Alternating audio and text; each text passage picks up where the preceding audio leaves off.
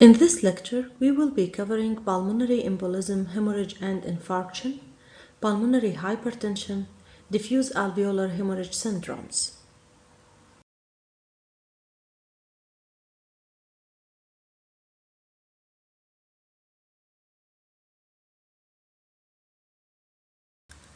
Blood clots that occlude the large pulmonary arteries are almost always embolic in origin. As it's well known, more than 95% of all pulmonary emboli arise from thrombi within the large deep veins of the legs, most often those that have propagated to involve the popliteal vein and the large veins above it. Risk factors for venous thrombosis includes the following: prolonged bed rest, especially with immobilization of the legs; surgery, particularly orthopedic surgery on the knee or hip; severe trauma, as in burns or multiple fractures; congestive heart failure. In women, the period around parturition or the use of oral contraceptive pills with high estrogen content; disseminated cancer; primary disorders of hypercoagulability like factor V Leiden.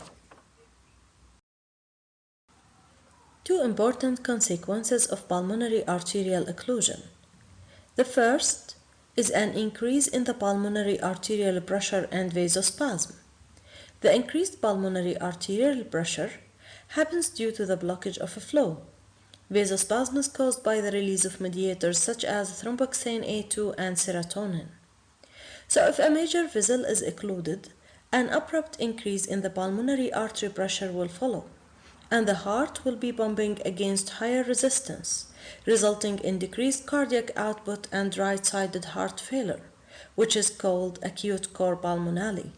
In some cases, this may result in sudden death.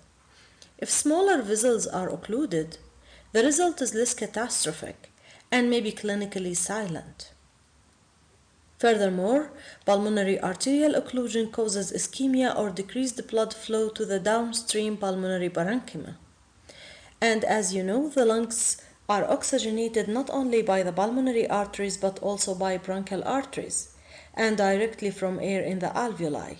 So ischemic necrosis is uncommon, affecting as few as 10% of patients with a thromboemboli. The pathophysiologic consequences of pulmonary thromboembolism depend largely on two factors. First, the size of the embolus, because this factor determines the size of the occluded pulmonary artery. Second, the cardiopulmonary status of the patient, which means the general state of the circulation. So large embolus may embed in the main pulmonary artery or its major branches or even at the bifurcation as a saddle embolus, while smaller ones become impacted in medium-sized and small-sized pulmonary arteries. This figure shows the gross appearance of a large saddle embolus from the femoral vein lying astride the main left and right pulmonary arteries. The morphologic change of the embolus depends also on its size and general circulatory status, as some large emboli may cause sudden death, so no morphologic alternations can be appreciated. Alveolar hemorrhage may be seen with a smaller emboli as a result of ischemic damage to the endothelial cells.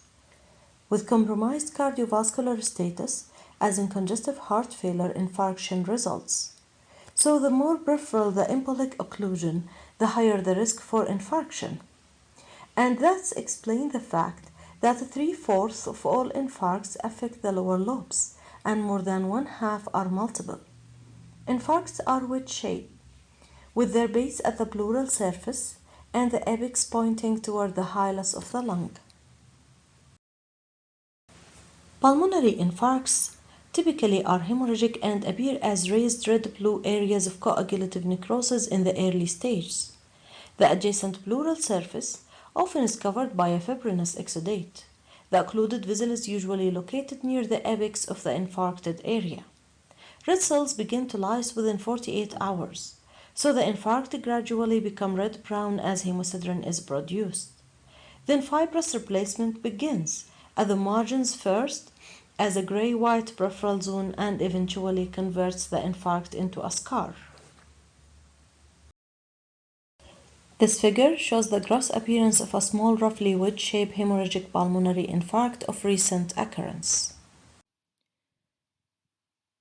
This figure shows a thromboembolus in the peripheral pulmonary arterial branch. If there are numerous small peripheral thromboemboli, then the vascular bed is diminished and the pulmonary hypertension may occur. Pulmonary thromboembolisms are mostly clinically silent because they are small, so the bronchial circulation sustains the viability of the affected lung parenchyma, and the embolic mass is rapidly removed by the fibrinolytic activity. In 5% of cases, death, acute right-sided heart failure, or cardiovascular collapse occurs suddenly, as in massive pulmonary embolism. This typically happens when more than 60% of the total pulmonary vasculature is obstructed, either by a large embolus or multiple simultaneous small emboli. In 10 to 15% of cases, pulmonary embolism is associated with obstruction of small to medium-sized pulmonary branches. As a result, pulmonary infarction will follow, especially if some element of circulatory insufficiency is present. Those patients usually present with dyspnea. In a small but significant subset of patients accounting for less than 3% of cases, recurrent showers of emboli happens leading to pulmonary hypertension, chronic right-sided heart failure, and in time pulmonary vascular sclerosis, with progressive worsening of dyspnea.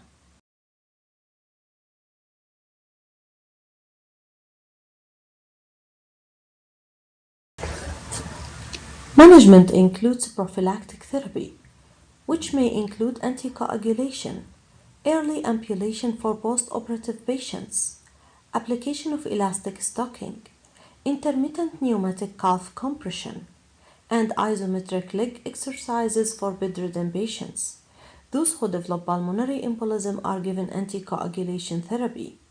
Candidates for thrombolytic therapy include patients with massive pulmonary embolism who are hemodynamically unstable, as in shock patients. Non-thrombotic pulmonary emboli come in several uncommon but potentially lethal forms, including air, fat, and amniotic fluid embolism. Bone marrow embolism happens due to the presence of hematobiotic and fat elements within the pulmonary artery. This can occur after massive trauma and in patients with bone infarction secondary to sickle cell anemia. IV drug abuse is associated with foreign body embolism in the pulmonary microvasculature.